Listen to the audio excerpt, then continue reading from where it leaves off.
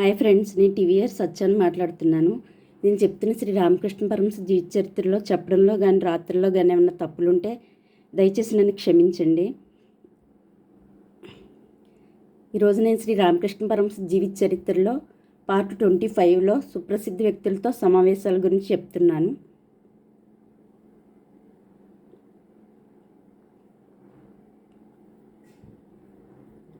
శ్రీ రామకృష్ణుల దివ్యకీర్త చంద్రికలు నలుదిక్కులో వ్యాపిస్తుండగా సమాజంలోని రకరకాల స్థాయిల్లో ఉన్న వ్యక్తులు ఆయన వద్దకు రాసాగారు. సుప్రసిద్ధ దేశభక్తుడు, మహనీయుడు అయిన అశ్విని కుమార్ దత్త 1881 సంవత్సరంలో తొలిసారి శ్రీ రామకృష్ణులను సందర్శించారు. ఆ సందర్భంలో కేశవచంద్రసేన్ కూడా శ్రీరామకృష్ణులను వచ్చి ఉన్నారు. ప్రసంగవశాత్తు కేశవతో శ్రీరామకృష్ణులు ఇలా అన్నారు: కేశవ్, మీ కలకత్తా బాబులు దేవుడు లేడంటారా? మీ కలకత్తా బాబులు దేవుడు లేడంటారట, నిజమేనా? అలాంటి ఒకప్పుడు మేడమెట్లు ఎక్కుతున్నాడట. ఒక మెట్టు ఎక్కి పై మెట్టుపై కాలు పెట్టబోయేటంతలో అయ్యో నా పక్క అని అరుస్తూ స్మృతి తప్పి పడిపోయాడు. పిలవండి, వైద్యుడిని పిలవండి అంటూ వైద్యుడి కోసం గోల పెట్టసాగారు. వైద్యుడు వచ్చేలోగా బాబు తుదిశ్వాస విడిచాడు. ఇలాంటి వారా దేవుడు లేడనడం? సంభాషణానంతరం జరిగిన నృత్య సంకీర్తనలో అశ్విని కుమార్ తాను కళ్ళారా చూసిన శ్రీరామకృష్ణుల దివ్య భావ సమాధి స్థితులను జన్మాంతరాల్లో ఎన్నటికీ మరవలేనని వ్రాసి ఉన్నాడు.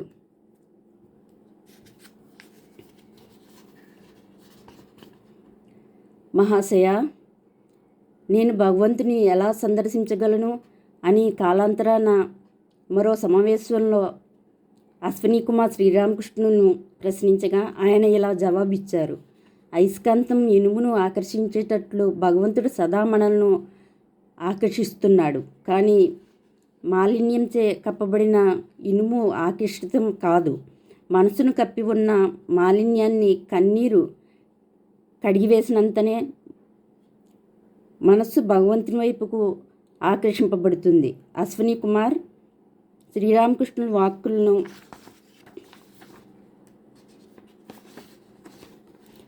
వ్రాసుకుంటుండగా ఆయన ఇలా అన్నారు: ఇటు చూడు, గంజాయి అని అరిచినంత మాత్రాన మత్తు కలుగుతుందా?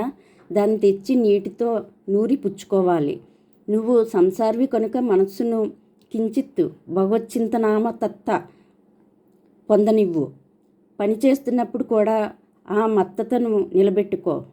సంసారివై మనవలసి ఉన్న నువ్వు భగవంతునికి నీ ముక్త్యారునామా ఇచ్చి సమస్త బాధ్యతలను అప్పగించు. భగవంతుని తన చిత్తానుసారం చేయనివ్వు. శ్రీరామకృష్ణుల సాన్నిధ్యాన తాను పొందిన ఆనందం వర్ణాతీతమని తెలుపుతూ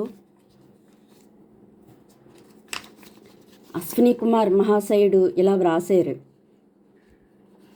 4-5 సార్లు మాత్రమే ఠాకూర్ను సందర్శింపగలిగాను. కానీ ఆ స్వల్పకాలంలోనే ఆయన నేను సహా పాఠకులమా అన్నంత చనువుతో మెలిగాం.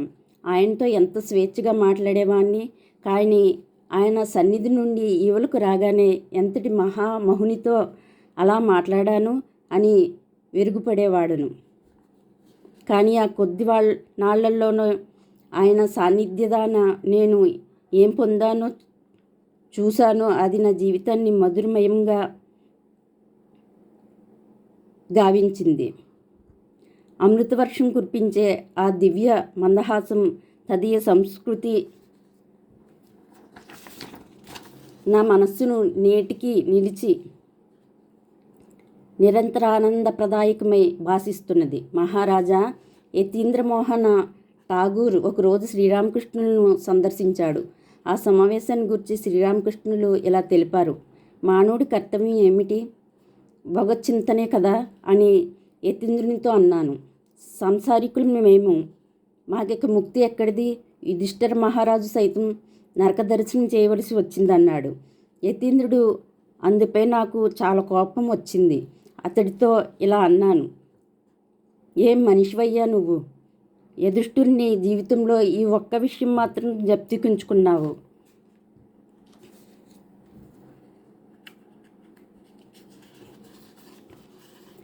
యధిష్ఠుడిని సత్యనిష్ట, అతని క్షమాశీలం, అతని ధైర్యం, అతని వివేక వైరాగ్యాలు, అతడి భగవద్భక్తి ఇవన్నీ మర్చిపోయావు. హిందూ దేశాభిమాని, పత్రికాధిపతి, జాతీయోద్యమ పురోగాములలో ఒకడు అయిన బాబు కృష్ణదాస్ పాల్ శ్రీరామకృష్ణులను సందర్శించి వైరాగ్య ప్రస్తావన రాగా ఇలా అన్నాడు, ఈ వెర్రే దేశాన్ని నాశన దశకు తెచ్చి దాస్యంలో కూల్చింది. పరోపకారం, విద్యా ప్రధానం, ముఖ్యంగా దేశీయుల ఐహిక స్థితిని బాగుపరచడం ఇవే ఇప్పుడు మన కర్తవ్యాలు. పరమార్థ ఘోష, వైరాగ్య ఘోష కేవలం మనల్ని బలహీనులను చేసివేస్తుంది. దేశోద్ధరణకు ఆవశ్యకమైన ఈ కార్యాలలో మాత్రమే ప్రసక్తులు కండని మీరు వంగదేశ యువకులకు బోధ చేయాలి. శ్రీరామకృష్ణులు తీవ్ర స్వరాన్ని ఇలా బదులు చెప్పారు, మందబుద్ధివిగా కనబడుచున్నావు. వేదశాస్త్రాలన్నీ మహోన్నతమని కొనియాడుచున్న దాన్ని నువ్విలా నిరసింప సాహసిస్తావా? 2 ఆంగ్ల పుటలను చదవగానే ప్రపంచ తత్వం అంతా కర్తామలకమైనదని భాషిస్తున్నావు. సర్వజ్ఞుణ్ణని అనుకుంటున్నావు కాబోలు. వర్షాలు ఆరంభమైనప్పుడు గంగా నదిలో అప్పటికప్పుడు పట్టే చిన్న చిన్న పీతలను చూసావా? ఈ మహావిశ్వంలో నువ్వు ఆ అల్పజీవుల్లో ఒక దానికంటే కూడా అల్పుడవు. లోకానికి ఉపకారం చేయాలని ఎలా సాహసిస్తావు? భగవంతుని కార్యం అది. లోకానికి ఉపకారం చేయడానికి, లోకాన్ని ఉద్ధరించడానికి నువ్వెవరివి? కొందరికి భోజనం పెట్టడం, రోగులకు చికిత్స చేయించటం, రోడ్లు వేయించడం, బావులు తవ్వించటం లోకోపకారం అంటే ఇంతే కదా నీ అభిప్రాయం? ఇవి మంచి పనులే, ఎవరు కాదనరు. కానీ ఈ మహావిశ్వంతో పోల్చి చూస్తే ఇవి ఏ పాటివి? క్షామదేవత నోటి నుండి అందరినీ నువ్వు రక్షింపగలవు. ప్రపంచ యోగక్షేమాలను కనుగొనగలిగేవాడు పరమేశ్వరుడు ఒక్కడే.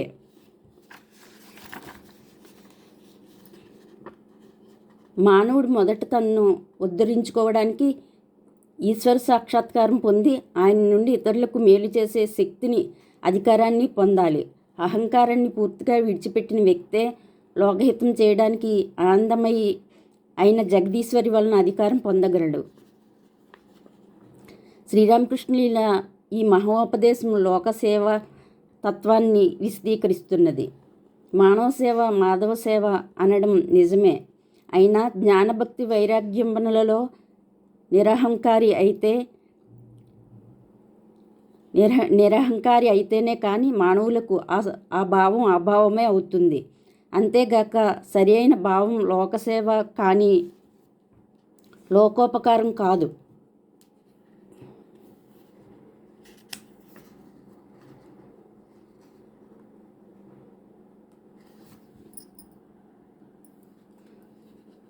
సేవాభావ ప్రపూర్ణులే దీనజన సానుభూతి వాత్సల్యంతో శ్రీ శారదా రామకృష్ణులు, వివేకానందాదులు విలిపించారు కదా. విద్యాసాగర బిరుదాంచితుడు, విశ్వమానవ సహార్ద్రపూరితుడై వాసికెక్కిన ఈశ్వరచంద్ర విద్యాసాగర్ను శ్రీరామకృష్ణులు 5/8/1882న సందర్శించారు.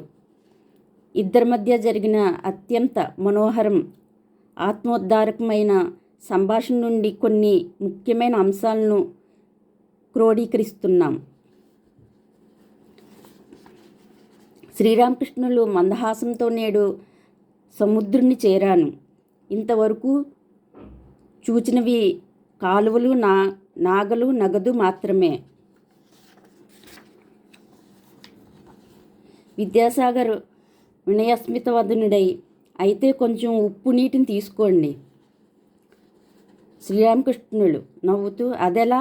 అవిద్యాసాగర్ కావు నువ్వు, విద్యాసాగర్, క్షీరసాగర్. నువ్వు చేస్తున్నవి సాత్విక కార్యాలు, సత్వం యొక్క రాజసికాంశాలు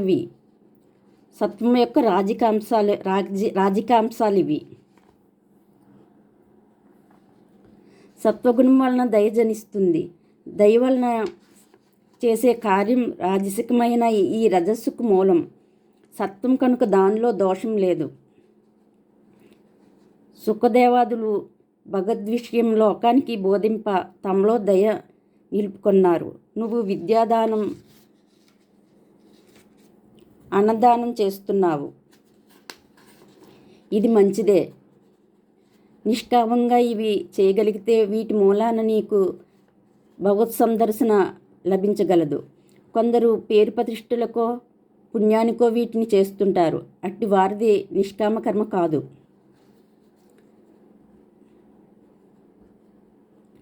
పండిత మాత్రములు ఎన్నటికీ పండని తెలుగు గుంటుకాయలు వంటి వారు, అవి ఎందుకు కొరగావు. పండిత మాత్రులు ఎన్నటికీ పండని తెగులు గుంటికాయల వంటి వారు, అవి ఎందుకు కొరగావు. రాబందు ఎంతో ఎత్తులో ఎగురుతూ ఉన్నా దాని దృష్టి దిగువనున్న ఏ శవం మీదో లగ్నమై ఉంటుంది. అట్టి వారు పేరుకు పండితులే కానీ కామినీ కాంచనాల్లోనే వారి ఆసక్తి. దయా, భక్తి, వైరాగ్యం ఇవన్నీ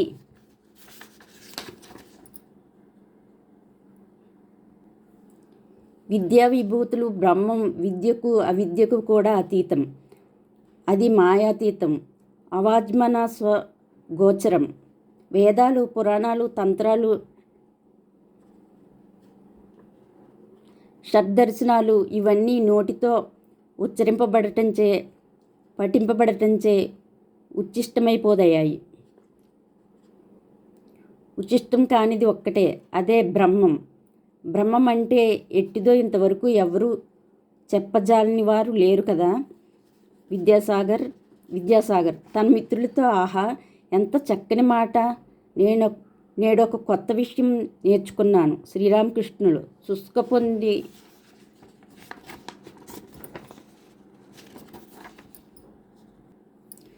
శుష్క పాండిత్యం నిరర్ధకం. భగవంతుని పొందే మార్గం తెలుసుకోవడానికే గంధపట్టణం. గీత యొక్క భావం ఏమిటి? గీత గీ అంటే అది, తాగి అంటే త్యాగి అవుతుంది. ఇదే గీతాబోధ. ఓ జీవులారా, సకలం త్యజించి భగవత్ సాక్షాత్కారానికై ప్రయత్నించండి. సన్యాసి అయినా సంసారి అయినా మనసు నుండి ఆసక్తిని, అంటే విషయాసక్తిని, కర్మఫలాసక్తిని విడిచిపెట్టాలి. నీలో బంగారం నిక్షిప్తమై ఉంది. దాన్ని గూర్చి నీకింకా ఏమీ తెలియకున్నది. కేవలం పలుచని మట్టిపార ఒకటి దాన్ని కప్పి ఉంది. నువ్వు దాన్ని కనుగొన్నావా? భగవచ్చింతనంత కంటే అనన్యమైన కార్యాలన్నీ అడుగుంటుతాయి. శ్రీరామకృష్ణులు దివ్య ప్రసంగాలను విద్యాసాగర్ ముగ్ధుడై ఆలకించాడు. సుప్రసిద్ధ పండితుడు, సనాతన ధర్మ మహాప్రచారకుడు అయిన శశిధర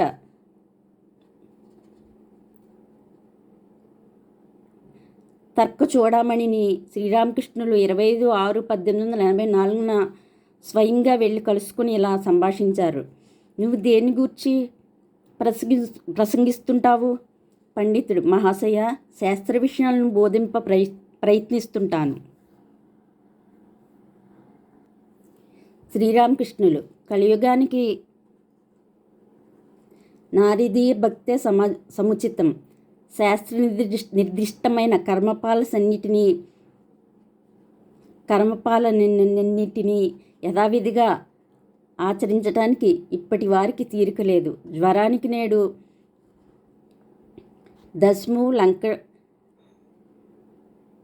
దశముల కషాయం వినియోగపడదు. నేడు దానికి ఫీవర్ మిక్సర్.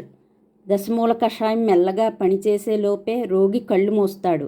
కాబట్టి కర్మకాండను బోధించేటప్పుడు దానిలోని ప్రధాన విషయాలను మాత్రమే చెప్పాలి. మార్జన మాత్రాదులతో కూడుకున్న సంధ్యావందనం యావత్తు ఆచరించడం ఎలా అని వ్యాకులపడకు. మీరు గాయత్రి జపం చేస్తుంటే చాలిని నేను లోకులకు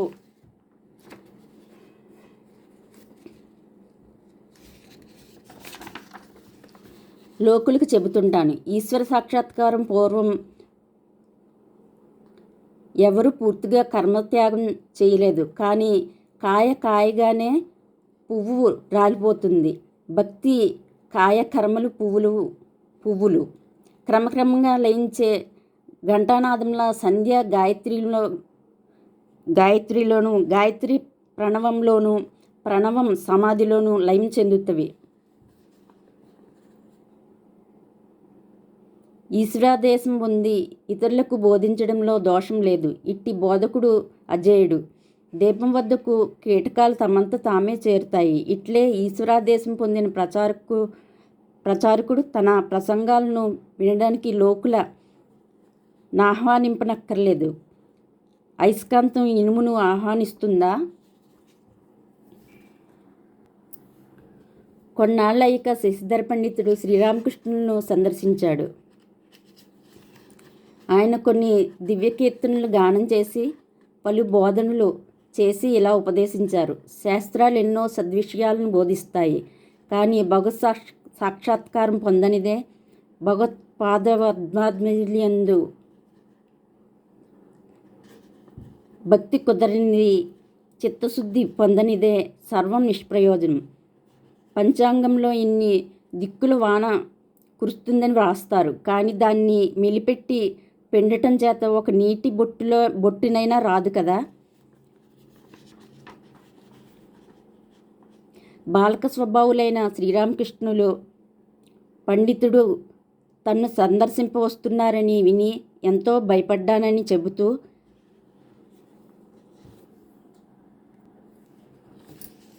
పలికిన ఈ కింది వాక్కులు గమనార్హం. అమ్మతో ఇలా అన్నాను: అమ్మా, నిన్ను తప్ప నేను అన్యం ఎరగను. ఈ శాస్త్రాలు గీస్త్రాలు నాకేమీ తెలియవు. నువ్వే నన్ను కాపాడాలి. పిదప ఒకరిద్దరితో ఆ సమయంలో ఇక్కడ ఉండు అన్నాను. వారిని చూస్తే నాకు ధైర్యం కలుగుతుందని. పండితుడు వచ్చిన తర్వాత కూడా భయం వేస్తూనే ఉంది. అతని అంతరంగాన్ని అమ్మ నాకు విప్పి చూపింది. వివేక వైరాగ్యాలు లేకుంటే పాండిత్యాదులు నిష్ప్రయోజనమని తెలిసింది. తన శరీరాన్ని చూపుతూ శిరస్సు వైపుకేదో కుండలిని శక్తి అని భావం చరచర ప్రాకిపోయింది. భయం అంతరించిపోయింది. పూర్తిగా వివశుణ్ణైనాను. ముఖం ఎత్తాను. నోటి నుండి మాటలు ప్రవహింపసాగాయి. ఒకడు ధ్యానం కొలుస్తున్నప్పుడు మరొకడు వెనక నుండి ముందుకు తోస్తుంటాడు. ఇది అలాంటిదే. కొంచెం స్మృతి వచ్చాక చూసేసరికి పండితుడు కన్నీటితో శరీరం తడిసిపోయేటట్లు ఏడుస్తున్నాడు. అప్పుడప్పుడు నాకు ఈ స్థితులు కలిగేవి.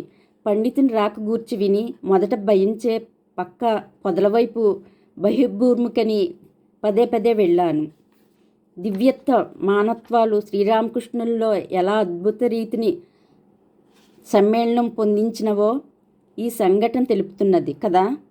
దివ్యత్వ మానవత్వ సమ్మేళనం మూర్తులే కదా. శ్రీరామాదులు మరొకసారి పండితుడు తన్ను సందర్శించినప్పుడు శ్రీరామకృష్ణులు అతడికి ప్రధానంగా భగవత్ప్రాప్తికై వలసిన పరితాపాన్ని గూర్చి బోధించారు. ప్రసిద్ధమైన తన నవలల ద్వారా, ఇతర గ్రంథాల ద్వారా ఆధునిక వంగ వాజ్మయ నిర్మాతల్లో ప్రధాన గణ్యుడై అలరారిన బకించంద్ర చటర్జీ శ్రీరామకృష్ణులను ఒక భక్తుని ఇంట్లో 6/12/1884 సందర్శించాడు. ఇద్దరి మధ్య ఈ కింది సంభాషణ జరిగింది. శ్రీరామకృష్ణులు: బంకిం, ఎవరి ప్రభావం నిన్ను వంచింది అంటే వంగ భాషలో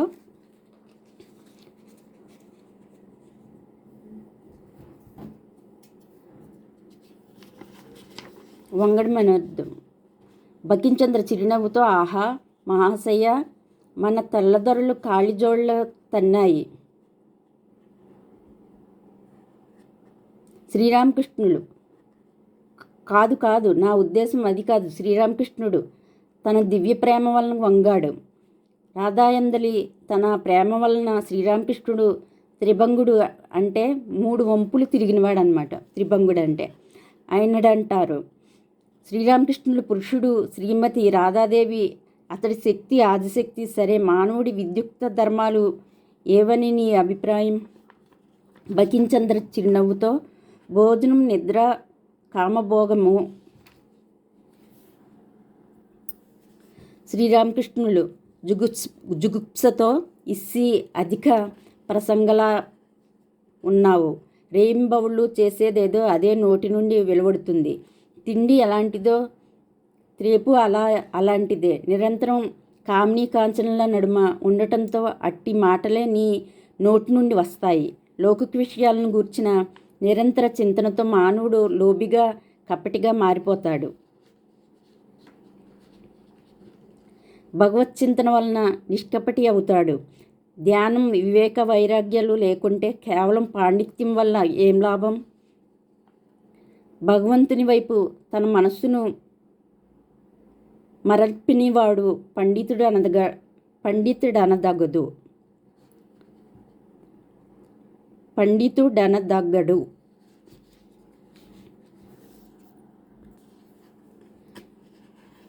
భగవద్భక్తులను గూర్చి కొందరు, వీరికి ఎంతసేపు ఇదే గొడవ, దేవుని గొడవ, వీరు మతిభ్రష్టులు, మనం ఎంత తెలివైన వారమో, సంపదను, కీర్తిని, ఇంద్రియ సుఖాలను ఎలా అనుభవిస్తున్నామో అనుకుంటారు. కాకి కూడా తానెంతో తెలివైన దాని అనుకుంటుంది. కానీ తెల్లవారు లేచినది లగాయతు అశుద్ధం కోసమే దాని దేవులాట. భక్తుడో హంస వంటివాడు. పాలను, నీటిని కలిపి హంస ముందు ఉంచితే అది నీటిని విడిచి పాలనే గ్రోలుతుంది.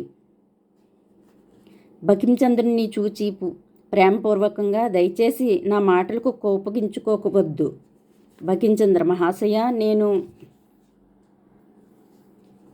మధురవాక్కులు మాత్రమే వినయిచ్చగించేవాడిని కాను. శ్రీరామకృష్ణులు కనుక భగవంతుని ఆశ్రయించి సాక్షాత్కారానికై పరితాపంతో ప్రార్థించటమే మానవుడి ధర్మం. మొదట భగవంతుడు, పిదప ప్రపంచం. ఒకటి తెలిస్తే సర్వం మీకు తెలియనట్లే. ఒకటి తర్వాత 50 సున్నలు ఉంచితే పెద్ద మొత్తం అవుతుంది. ఒకటి తీసివేస్తే ఇక సున్నల విలువ సున్నయే కదా. ప్రసంగానంతరం జరిగిన దివ్య సంకీర్తనలో శ్రీరామకృష్ణుల సమాధి స్థితిని చూసి బకించంద్ర ముగ్ధుడయ్యాడు. ఈ విధంగా శ్రీరామకృష్ణుల జీవితోపదేశాలు ప్రాచీన సంప్రదాయ సిద్ధమైనప్పటికీ ఆధునిక దేశకాల యోగ్యము, అన్యమత సమ్మతము అయి అత్యంత సరళంగా ఉండి గంభీరం, దివ్య సుందరం అయి పాండితీ విరహితమైన కావ్య కళాసారభూతము,